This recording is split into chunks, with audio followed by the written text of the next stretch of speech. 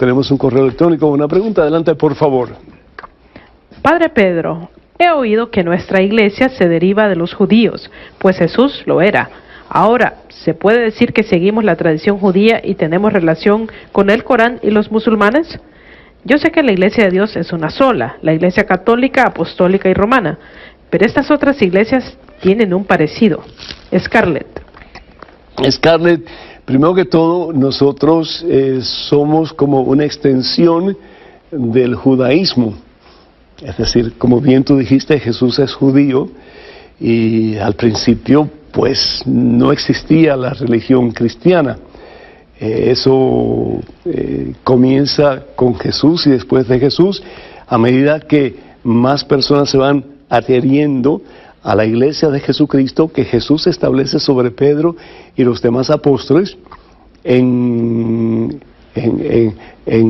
y aparece en el Evangelio según San Mateo capítulo 16, versículo 18, sobre esta piedra edificaré mi iglesia. Y es con el pasar del tiempo, al principio se llamaban los seguidores del camino. ¿Por qué? Porque Jesús hablaba de que Él era el camino. Evangelio según San Juan, capítulo 14, versículo 6, yo soy el camino, la verdad y la vida, nadie va al Padre sino a través de mí. Y poco a poco, hasta ya en el año 60 más o menos, que comienzan a ser llamados cristianos. El caso es que, si bien es cierto que nosotros salimos de la religión judía, Jesús dice en el Evangelio según San Mateo, en el capítulo 5, versículo 17, no crean que he venido a suprimir la ley o los profetas, es decir, a cambiarlo todo. No, he venido no para deshacer, sino para darle su tono definitivo, o para traer lo definitivo, es decir, para hacernos entender lo que realmente Dios quería enseñarnos a través del Antiguo Testamento.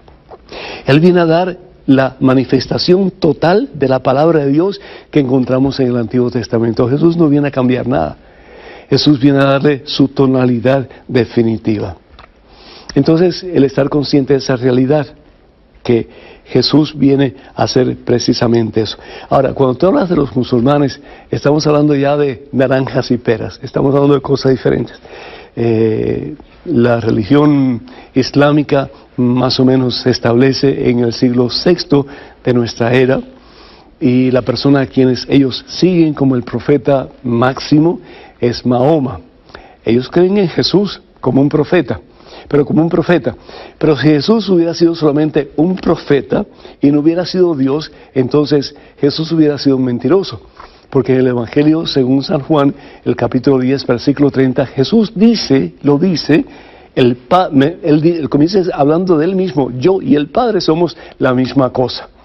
Entonces, o Jesús realmente es Dios, porque lo dice la palabra de Dios no solamente ahí, pero también lo dice al principio del Evangelio según San Juan, el verbo estaba frente a Dios y el verbo era Dios, y lo dice en Filipenses capítulo 2, aunque él era de condición divina, se rebajó, y tantos otros pasajes de la Biblia.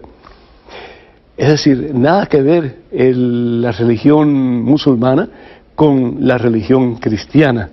Es decir, Jesús no es un profeta cualquiera, Jesús no es un mentiroso, porque se iguala a Dios. Jesús es Dios.